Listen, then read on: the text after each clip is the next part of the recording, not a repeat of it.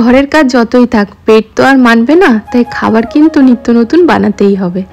Good morning friends, welcome to our channel. সকালবেলা এখানে জলখাবার নিয়ে পরে ভিডিওটা শুরু করে দিলাম। বলাতে একটু ভুল হলো, জলখাবার নিয়ে স্টার্ট করিনি, জলখাবার বানাতে বানাতে স্টার্ট করেছি। তা আজকে হচ্ছে ফ্রেন্ডস আলুর পরোটা। তো ভাবলাম তোমাদের সাথে একটু শেয়ার করি, আগেও করেছি। এই পরোটা বেলার সময় না অনেকেরই কিন্তু চারিদিক থেকে পরোটা মানে আলুটা ভেতর থেকে বেরিয়ে আসে। তো আমি যেরকমভাবে ভেতরে ফিল করে মুখটা বন্ধ করছি, এক্স্যাক্ট যদি এমনিভাবেই করা হয় না ফ্রেন্ডস, তাহলে কিন্তু একটুও বেরাবে না। ভালো করে মুখটা বন্ধ করে এরপর খুব ভালো করে এমনিভাবে চারপাশে আলুগুলো ছড়িয়ে নিতে হবে, মানে কোথাও যেন বেশি না থাকে, মানে চারিদিকে যেন স্প্রেড হয়ে যায়। আর তারপর আবার কি আটার মধ্যে ভালো করে মিক্স করে আর এটাকে বেলে নেব। খুবই হালকা হাতে বেলবো ফ্রেন্ডস, একটুখানিও বেরাবে না।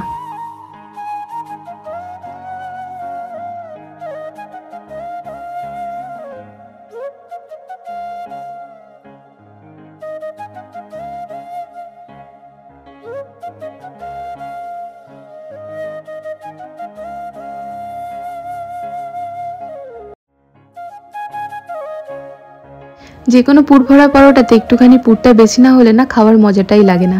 তা আমি কিন্তু বেশি বেশি করেই পুর ভরি। তা এখানে না ঘরের ঘিতে একেবারে সেকে নিলাম, মানে ভেজে নিলাম।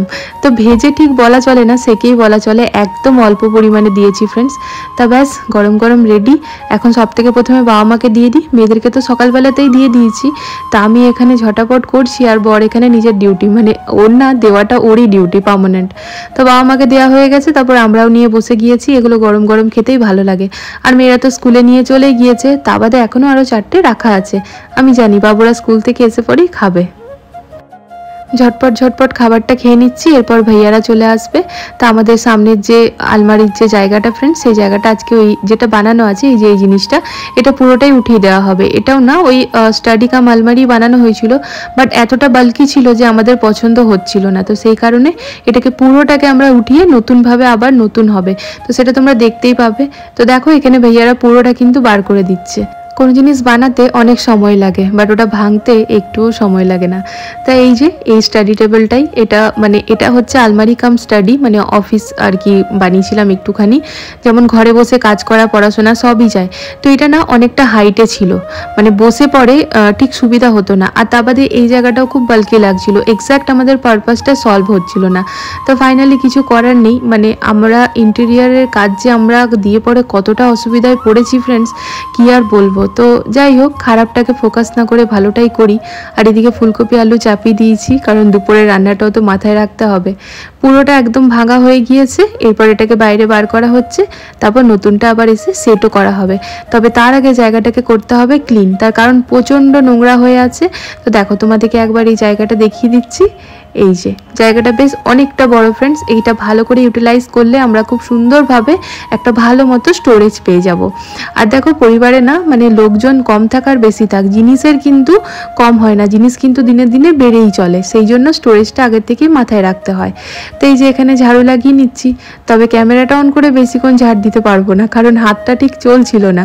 আর ওদিকে আবার রান্নার হড়বড়িও আছে। এইবারকার ভাইয়াগুলো না ভীষণ ভালো, মানে না কাজ শেষের পরে আমাদেরকে একটুও দেখতে হয় না, পুরোপুরি পরিষ্কার পরিচ্ছন্ন করে যায়। আর তারপরে যা কুড়া থাকে না নিজেরাই নিয়ে গিয়ে বিটুতে রেখে দিয়ে আসে, মানে যেটা কিনা নিয়ম, প্রতিটি কার্পেন্টার ভাইয়ারা এরকমই করে। তো এর আগে যারা যারা কাজ করেছে তারা কেউই এরকমভাবে পরিষ্কার করতো না, আমাদেরকে আলাদা করে টাকা দিয়ে আবার করাতে হতো, বাট ইনারা কিন্তু খুবই ভালো। তো দেখো এখানে ফুলকপি আলুটা একটু ঝোল ঝোল করে করলাম, একদম আমার চিম্পুমা যেমন পছন্দ করে। তা হয়ে গিয়েছে, এরপরে ঝটাপট করে নেবো আরও কিছু রান্না, মানে এক পদে তো আর হবে না, তাই জন্যই।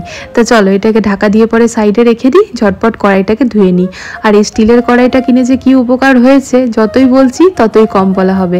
স্টিলের জিনিস না মেনটেন করতে খুব ইজি হয় ফ্রেন্ডস, কারণ দেখো রান্নাবান্না করলে একটু তো জ্বলবেই, একটু তো পুড়বেই, তবে মাজতে এতটাই সুবিধা যে ঝটপট কিন্তু কাজটা হয়ে যায়। তা কিচেনটা একটুখানি ক্লিন আমি করতেই থাকি, তার ফলে কি হবে বার্ডেন হয় না। আর ওদিকে না শাক কাটা হয়ে গিয়েছে, শাকটা ধুতে হবে। ধুয়ে নিয়েছি, জল ঝরিয়ে রাখা আছে। এরপর বানাবো আমি বেগুনের ঝাল। একটুখানি না সত্যিই ঝাল হয়ে গিয়েছিল, ভয়েস ওভারটা পরে দিচ্ছি তাই বলছি। মানে আমার চিম্পু মা না লিটারেলি খেতে খেতে চোখ থেকে ওর জল বেরিয়ে গেছিলো। তা আমি এখন চেষ্টা করি ফ্রেন্ডস মেয়েদেরকে ঝাল খাওয়ানো। তো বড় বাবুর তো ঠিক আছে, ও তো বুঝে গেছে, শিখেও গেছে, ওর কোনো অসুবিধা হয় না, কিন্তু চিম্পু মায়ের যদি একটু বেশি ঝাল হয়ে যায় ওর কষ্ট হয়। তা আমার ভয়ে খেয়ে তো নিয়েছিল, কিন্তু না খেতে খেতে ওর চোখ থেকে জল বেরিয়ে গেছিলো। তো তখন ভাবলাম হয়তো একটু বেশি হয়ে গেছে, হ্যাঁ বেশি হয়ে গেছে। তারপর নিজেকেও বুঝেছিলাম।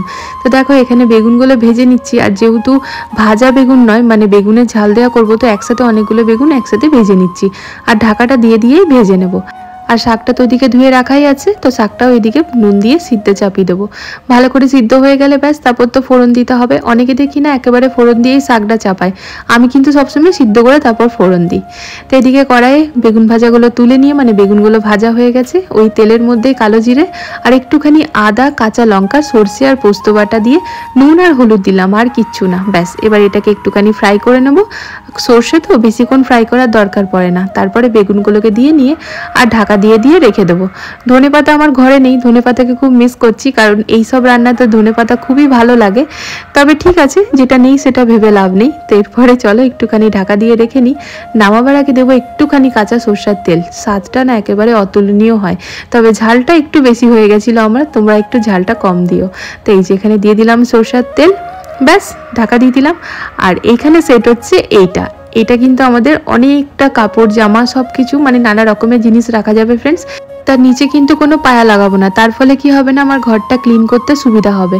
তো এখন স্কার্টিং থেকে এটাকে ধরে সেট করা হচ্ছে, তাই এদিকে আমার বড়মাসে একটু হাত লাগিয়েছে।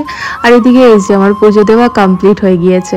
আমার মন্দিরটা আমার এতটাই ভালো লাগে না ফ্রেন্ডস, যত দেখি ততই মনে যেন দেখতে থাকি। তাই তোমাদের সাথেও ঘুরে ফিরে শেয়ার করি। তবে এখন কিন্তু একটু লেট হয়েই গিয়েছে, মেয়েরা স্কুল থেকেও ওইদিকে চলে এসেছে। তো চলো রান্নাগুলো ঝটপট দেখিয়ে খেতে দিয়ে দেবো। তো এই যে বেগুনের ঝাল, ফুলকপি আলুর তরকারি, আর তার সাথে হচ্ছে শাক ভাজা, সবগুলো আলাদা আলাদাভাবে রাখা আছে। আর এখন যা ঘরের অবস্থা, কোথায় খাবো কোথায় বসবো কিচ্ছু বুঝতে পারছি না। এদিকে মাম্মাম এসেছে, দিদিভাই ওদিকে ঘুমিয়ে পড়েছে, তা চিম্পু মাকে আমি খাইয়ে দেবো। আর এদিকে বাবা মার জন্য বেড়ে নিলাম, তা বাবা মাকে দিয়ে দিচ্ছি রুমেই। আর তারপর আমি আর বর যে কখন খাবো কোথায় খাবো জানি না। তা চলো এইদিকে চিম্পু মাকে আবার ঘুম পাড়াতে হবে। আর ও না কিছুতেই ওই দিদিভাইয়ের পাশে গিয়ে শুচ্ছে না, ওর অভ্যাস সেই মাম ড্যাডের মাঝখানেই শুবে। তাই যে এখন আমার কোলে কোলে শুবে, কোথাও জায়গা পাচ্ছে না, আমার কোলে শুবে। বড়বাবু যেহেতু ঘুমিয়ে পড়েছে, বর আর আমি কখন খাবো জানি না ফ্রেন্ডস। তা যাই হোক, আজকের ভিডিওটা এবার এখানে এন্ড করে দেবো। ভিডিওটা জানি অনেক ছোট হলো, কিন্তু কি করব, এরপর এত হজপজ হয়েছিল না, সব পরিষ্কার পরিচ্ছন্ন, সবটা না ওরকমভাবে ক্যামেরাতে তোলা যায় না গো। মানে মাঝে মাঝে না বিরক্তও তো লাগে, আর সময়েরও কমই হয়ে যায়। তো যাই হোক চলো, আবার দেখা হচ্ছে একটা নতুন ভিডিওর সাথে খুব জলদি। আজকের জন্য টাটা, বাই বাই।